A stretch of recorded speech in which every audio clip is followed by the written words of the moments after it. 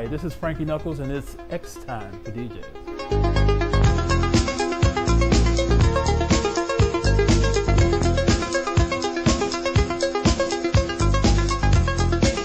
It wasn't something that was planned. I was in high school at the time. I had a part-time job working on the weekend with Nicky Ciano at the gallery and hanging out at the loft as well.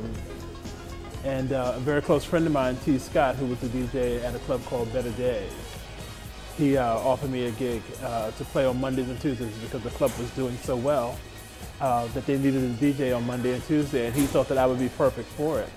I had never played a record before, you know, not really played professionally, anything like that, before he asked me, but he seemed to think that I could do it. So I went and took the job and worked there at Better Days for about 6 months, and then got fired because they said that it just wasn't there, it wasn't happening, that the night wasn't taking off, even though there were plenty of people coming, but they just thought that it was, management I guess thought it was a waste of money. So.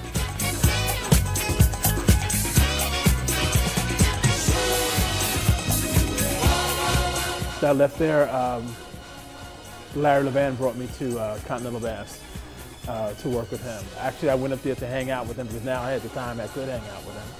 And I went up there for the first time to visit with him, and I was scared to death. But he asked me if I would hang out with him while he was playing, because he was the light man to the DJ that was already playing there, and then he went from being the light man to being the second resident DJ there on like Monday, Tuesdays, and Wednesdays. And in doing that, he asked me to do lights for him. So I started out as a light man for Larry. And it's like the chain of command. And then when the resident DJ at Continental had quit, Larry became the head resident, I became the second in command. So I was no longer doing lights. I was not only doing lights, excuse me, but I was doing lights and playing 3-4 days out of the week. And then eventually when Larry left Continental, I became the head resident. And it was like the chain of command. It just kept switching like that. And I played the last 6 years that the club was open, and then the club closed. From there, I went on to Continental, from Continental, I went on to the Warehouse in Chicago.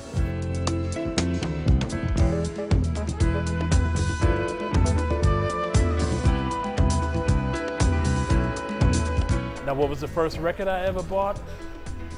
I can't tell you what the first record was. It was so long ago. I mean, it was a long time ago. I can't begin to tell you what it was. But I listened to so much different kinds of music as a kid growing up. So I couldn't tell you what song that was. I'm sorry. Baby.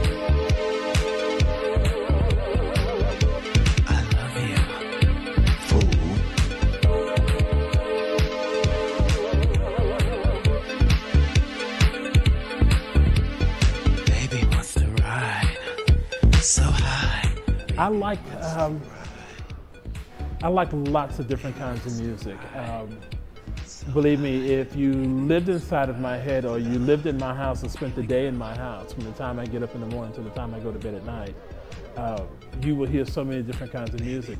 The day usually starts off pretty somber and sweet and very classical, neoclassical,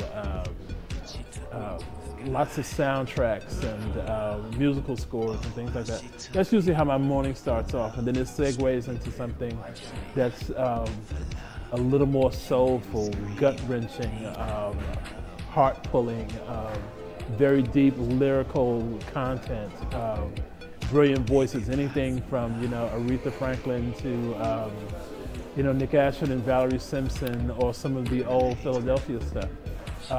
The stylistics, you know, and I used to listen to so many different songwriters and producers, and I think probably the biggest influences on me was Nick Ashford and Valerie Simpson, as well as Tom Bell and Linda Creed, who were the head writers for Philadelphia in the early days. And you know, plus with a lot of different Latin influences here and there, Tito Puente, growing up in the Bronx and having, you know, people like that, and hearing that music all the time, you know, just constantly in and out of my ears.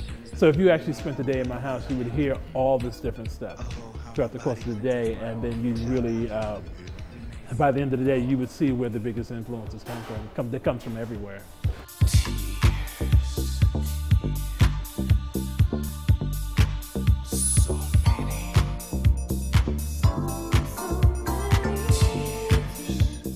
I can't remember exactly when the first time someone called me the Godfather of House, but I remember the first time I heard of the music being called house music.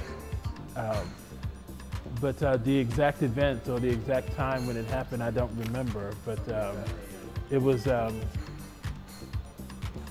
term of endearment that was given to me by the people of Chicago, and I think because I've always been the kind of DJ that's never placed himself above or away from the crowd. You know, I believe in being very much a part of what's going on. You have to be. You know, people have a much better time when they know that the person that's controlling the event or the party is right there in the middle of it with them.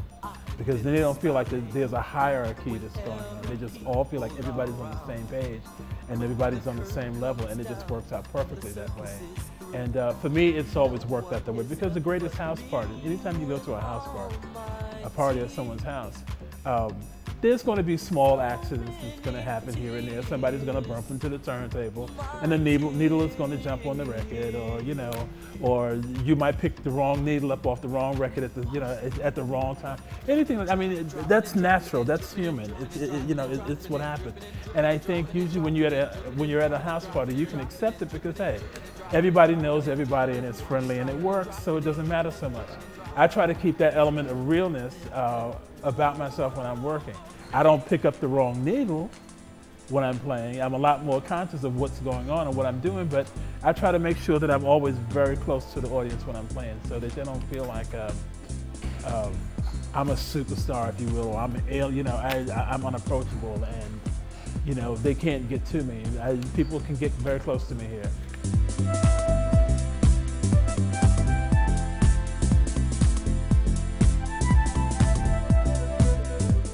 Before these last 3 months, I didn't spend very much time in the studio at all. I spent more time on the road, traveling, playing everywhere. But over the past 3 months, I've been spending a lot of time in the studio, with working on new material for myself, as well as remixing the new Depeche Mode single, and in production with the Shapeshifters. I've been spending a lot of time in the studio.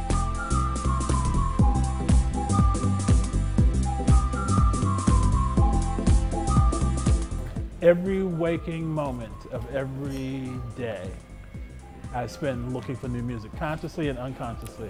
If I happen to hear something that catches my ear and it sparks my interest, it makes me sit up, I have to find out what it is. I go and look for it, and then that particular sound or that particular song might lead me to something else. I'm constantly looking and constantly trying to find something different, something new, or get the information on it anyway, which will sometimes lead me back to something old and, you know, something I've forgotten about, but I'm always looking.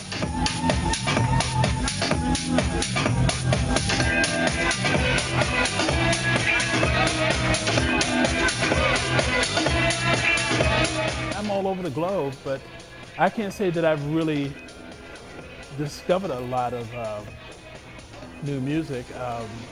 I hear a lot of the same. You know, I watch the trends come and go. I watch trance come and go. I watch techno come and go. You know, now we're in the throes of the whole electro, whatever you want to call it. You know, I've watched it come in, and I guess it'll be on its way out in a minute. But, you know, the style of music that I play is, I think, is kind of a benchmark for what this business is. You know, whenever, you know, there's always going to be different trends that's going to come and go. But what's real about the music that I play is whether you understand the language or not, you understand the sound, and that's what appeals to everyone. So I'm very fortunate to be able to do that.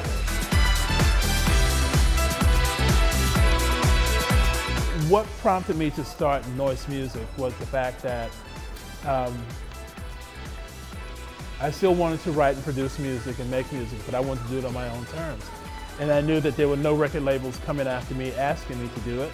So the only thing that was left for me to do was to develop my own label and put it out there.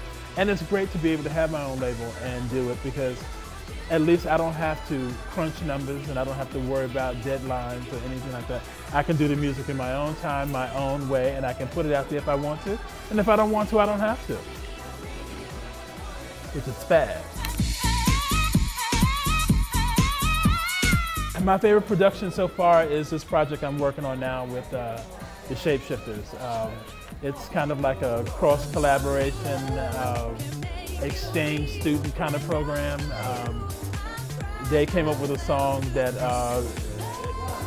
that I inspired, and so they gave it to me to produce the remix song.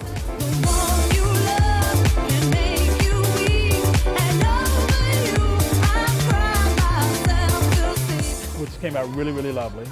And so now I've got a song that I'm going to hand to them, and they're going to do the same thing. So it's kind of like an exchange program, so it's going to be really nice. But that's the thing that's probably my most favorite right now.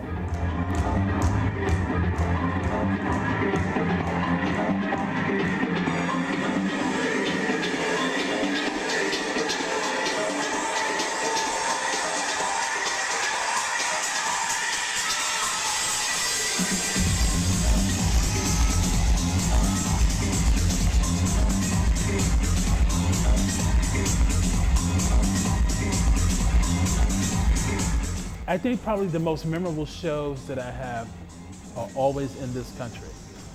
Home is home. Playing in Chicago is brilliant, it's great, it's a lot of fun, but it's home. It's everything that's familiar to me. Playing in New York is a little bit different because playing in New York is like the equivalent of opening on Broadway.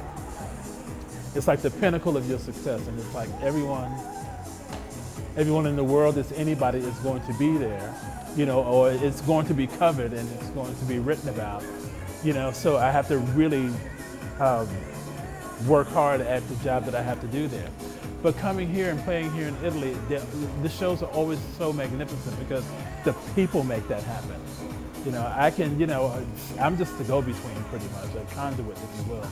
But the people here is what make those events so fantastic. And these are the greatest shows, I think, here in Italy.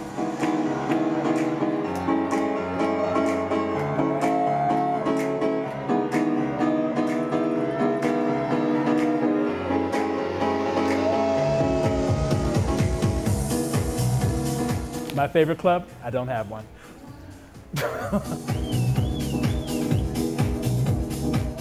I don't have one.